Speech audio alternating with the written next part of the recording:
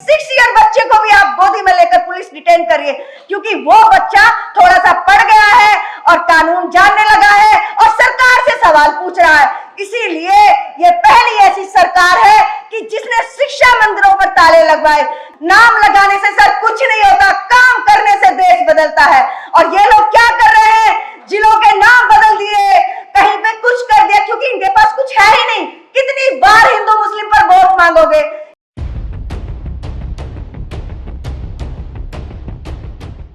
Thank you speaker मोर, thank you Jyoti ma'am, and thank you everyone. और यहाँ बैठी मेरी मातृशक्ति, हमारे नेतागण और हमारे वरिष्ठ अतिथि और सभी भाइयों के लिए, यूथ के लिए सबसे पहले आपकी बहन डॉक्टर शशि यादव का नमस्कार। मैं यूपी से हूँ, district president Samajwadi party, state president Akhil Bharatiya Yaduvanshi महासभा उत्तर प्रदेश, और ओबीसी परिवार की बेटी हूँ। और अपने हक और अधिकार के लिए, अपनी बहनों के सम्मान के लिए, अपनी बहनों के मान सम्मान के लिए और उनकी शिक्षा के लिए और उनको बराबर में लाने के लिए ही आवाज उठा रहे हैं दिन प्रतिदिन। और हम उम्मीद करते हैं आप सभी से कि ये लड़ाई हम सबकी है और हम सबको इसमें साथ मिलकर फाइट करना है और जीतना भी है। लेकिन किसी भी एक दिन या एक कोई छोटी बात नहीं है। आज हमारा बहुत ही अहम मुद्दा है जाति जनगणना को लेकर, और जाति जनगणना से हमारा सीधा सवाल है केंद्र सरकार से, और केंद्र सरकार ही तब बदले तब कुछ देश का अच्छा हो सके। क्योंकि हम सीधा सीधा पॉइंट पे आते हैं। हमारे बहुत अच्छे स्पीकरों ने बहुत सारी चीजें हमें जड़ से बताई, तो उसको मैं रिपीट ना करते और सीधा मुद्दे पर आ जाती हूँ। क्योंकि जाति जनगणना होना इसीलिए जरूरी है, हम उस भारत के अंदर रहते हैं जो संविधान से चलता है, जो डॉक्टर भीमराव अंबेडकर के निर्णय से, जो शिक्षा के बेसिस पर संविधान लिखा गया, जिसमें आजादी की बात हो, जिसमें महिलाओं की बात हो, जिसमें शिक्षा की बात हो और जिसमें रोजगार की बात हो। और जो बढ़ती हुई महंगाई ने आज हम सीधा महिलाओं पे फिर पुण्यवार कर दिया। तो ये बात और ये सवाल सीधा केंद्र सरकार से है।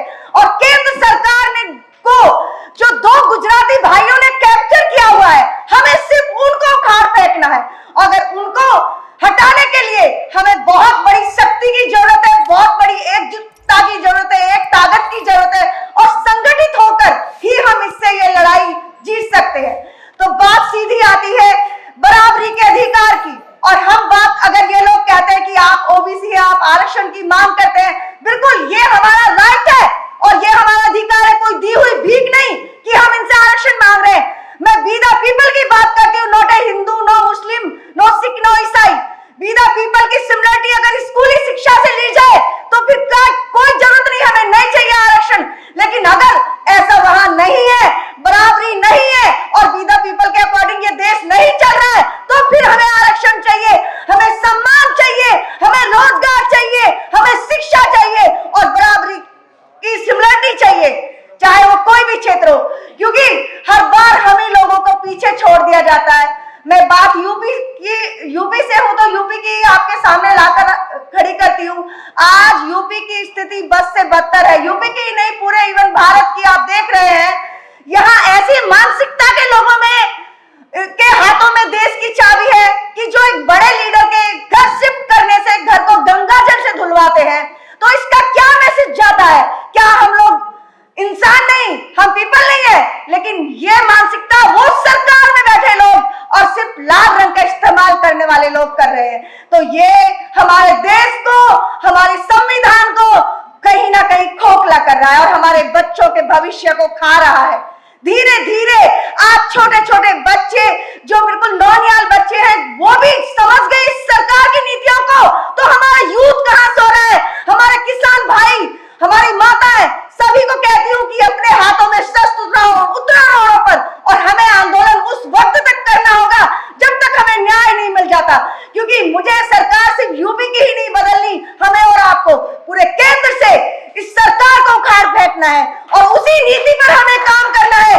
संगठित होकर हम ओबीसी हैं, एक समाज से आते हैं। हम ये नहीं कहते कि मैं ये हूं, मैं वो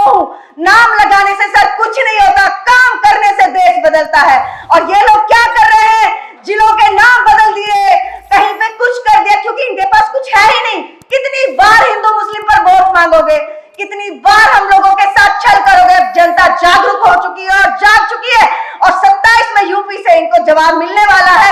ये मैं आज कॉन्स्टिट्यूशन क्लब की जमीन पर माइक से बोल रही हूँ आप लोगों को, और ये लिख लेना, ये वर्ड हिस्ट्री मेकर बनेगा। मैं कहती हूँ कि आज हम लोग जागरूक हो चुके हैं और आप सबको एकजुटता के साथ इस लड़ाई को लड़ने के लिए बराबरी के साथ, जैसे माननीय मुलायम सिंह यादव जी ने आंदोलन करके अपने अधिकारों को और आप लोगों को, शायद हम यादवों को बराबर में लाने का काम किया, और उनका कोई छोटा स्ट्रगल नहीं था। बहुत सारी चीजें उन्होंने भी सही। डॉक्टर भीमराव अंबेडकर घड़े क्लास में घड़े पानी के घड़े को देख तो सकते थे, लेकिन पीने की इजाजत नहीं थी। विंडो से भी खड़े होकर उन्होंने शिक्षा हासिल की, लेकिन हम तो उस लेवल से कहीं आज बहुत ठीक है। और आज कंडीशन इन्होंने कहाँ लाके खड़ी कर दी कि आप एक कप चाय बनाने के लिए भी आदमी सोचेगा। भाई जो आदमी 500 रुपए की दिहाड़ी करता है उसका घर कैसे चलेगा? आपने उससे शिक्षा छीन ली, आपने एक वर्ग को शिक्षा से बिल्कुल अलग हटा के रख दिया है। अगर मैं बात करूं कि ये बच्चा भाई मेडिकल में एजुकेशन करना चाहता है, डॉक्टरी करना चाहता है, अगर इसके फादर के पास नहीं है पैसे ना, तो ये कर नहीं सकता इस जन्म में। ये कंडीशन इस सरकार ने लाके यहाँ खड़ा कर दी, जबकि शिक्षा हर स्टूडेंट का, हर भारतीय का, हर नागरिक का अधिकार है, और चाहे वो किसी भी लेवल की हो, किसी भी स्तर की हो, उसको प्राप्त कराने के लिए। सर लीडर होना अच्छे कपड़े पहनना या बड़ी गाड़ियों में घूमना नहीं है। लीडर होना हर उस शोषित, दलित, वंचित की आवाज के लिए बराबर में आके खड़े होना, उसको न्याय दिलाना और न्याय दिलाने तक अड़िग रहना, मैं उसको नेता मानती हूँ। और यह हम सबके बीच में होना चाहिए। बात यहाँ अधिकारों की है, और आज हमारे अधिकारों का हनन इस लेवल पे हो रहा है कि 6-6 साल के बच्चों को भी डिटेन करने की नौबत आ गई है। तो हम किस ओर जा रहा है भारत? किस ओर हम लोग आके खड़े हो गए कि 6 ईयर बच्चे को भी आप गोदी में लेकर पुलिस डिटेन करिए, क्योंकि वो बच्चा थोड़ा सा पढ़ गया है और कानून जानने लगा है और सरकार से सवाल पूछ रहा है। इसीलिए ये पहली ऐसी सरकार है कि जिसने शिक्षा मंदिरों पर ताले लगवाए, जिसने देश के शिक्षा मंदिरों पर ताले लगवाए, और उस लेवल तक कम से कम ये 20,000 स्कूल नहीं, ये 1 करोड़ बच्चों का भविष्य है। और ये 1 करोड़ बच्चे वो है सर, जब सबसे ज्यादा हनन इसमें महिलाओं का है, क्योंकि कई बार मेरी माताएं बहनें जो यहाँ बैठी है वो उस लेवल पर नहीं सक्षम है कि अपने बच्चों को कोई वैन करे, कैबिनिटी करे और भेज दे बड़े स्कूल में, नहीं होता पॉसिबल। छोटी, लेकिन इस सरकार का एजेंडा क्या है? आप पढ़ोगे, आप शिक्षित होगे, आप योग्य होगे तो आप सवाल पूछोगे, और सवाल पूछना, इन्हें सवाल का जवाब देना इन्हें आता नहीं। और कितना करप्शन करेंगे, कभी मंगलसूत्र के नाम पर वोट मांगेंगे, कभी हम लोगों को आपस में लड़ाकर वोट मांगेंगे। तो ये एजेंडा अब लोगों को समझ आ गया है, और हम इनके बातों में आप लोगों को नहीं आना है, मैं यही कहना चाहती हूँ, क्योंकि हमें इनकी सच्चाई जो आज आप लोगों के सामने है कि छोटे छोटे बच्चे भी प्रदर्शन में जाकर लाठियां खा रहे हैं, तो ये बहुत बड़ा मैसेज है इस देश के लिए। आज स्विमिंग पूल बने हुए हैं रोडों के, कहां है ये सरकार और कहां है इसके वादे? तो पूरे वादे पूरी तरह विफल हो चुके हैं। इन गुजराती भाइयों ने हमारे देश को पूरी तरह खोखला कर दिया है। मैं यही कहना चाहूंगी कि सभी साथियों को अपने अधिकारों के लिए, अपने शिक्षा, रोजगार और सम्मान के लिए आवाज उठानी है और एकता के साथ आगे बढ़ते रहना है। और हर कदम पर हम लोग भी आपके साथ कदम से कदम मिलाकर, जब तक महिलाओं को न्याय नहीं मिल जाता और जब तक आपको बराबरी में आकर आपके बच्चों को एजुकेशन प्राप्त करने के प्रावधान नहीं हो जाते, आज तक एक भी शिक्षा संस्थान इन लोगों ने खुलवाया तो नहीं, इवन उन पर ताले जड़वा दिए। तो उस लेवल पे हम लोग जा रहे हैं। देखो देश किस ओर जा रहा है, ये तो हम सबको आपको देखना ही होगा, और इसी विषय पर हमें काम करना है। तो ये मीटिंग नहीं, कोई सभा नहीं, ये लड़ाई की एक आगाज है, और ये आगाज इसी तरह से होता है। और ये आवाज भारत के कोने कोने में जाए कि हाँ, यहाँ कुछ क्रांतिकारी भाई बैठे हैं, हम कोई लीडर या कोई वो नहीं। मैं यही कहती हूँ कि अभी बात लड़ाई की है, और लड़ाई है हमारी सरकार से, और सरकार का जवाब हम मांग रहे हैं। हमें शिक्षा के लिए न्याय दे, हमें आरक्षण के लिए न्याय दे, हमें बराबरी में लाने का सम्मान और अधिकार के लिए न्याय दे, और इस महंगाई से हमें मुक्त कराए। क्योंकि जब भी देखा सिर्फ महिलाओं पे वार किया, और बार बार आपको लाइन लाइन में लाकर खड़ा कर दिया।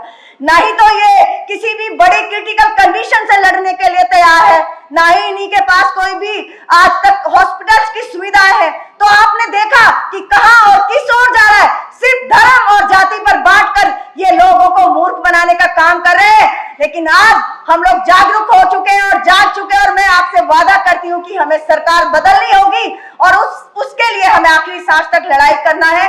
और अपने जो हमारे महापुरुष हैं ज्योतिबाई फूले, जिन्होंने शिक्षा का दीप महिलाओं के लिए जलाया, जिन्होंने बराबर में लाकर खड़ा किया हमारी डॉक्टर भीमराव अंबेडकर, उन्हीं के आदर्श पे हमारे माननीय मुलायम सिंह यादव जी, तो उसी पर हमें चल के आगे बढ़ना है और इस लड़ाई को कंटिन्यू करना है जब तक ट्रांसपेरेंट तरीके से जाति जनगणना नहीं हो जाती। क्योंकि जब इस सबको पता है कि इतने भेड़ बकरी और इतने ये एनिमल्स यहाँ हैं, तो क्यों नहीं पता कि किस जाति के पीपल्स कितने यहाँ हैं और इनको किस लेवल पे हमें रोजगार और शिक्षा के साथ जोड़ना है।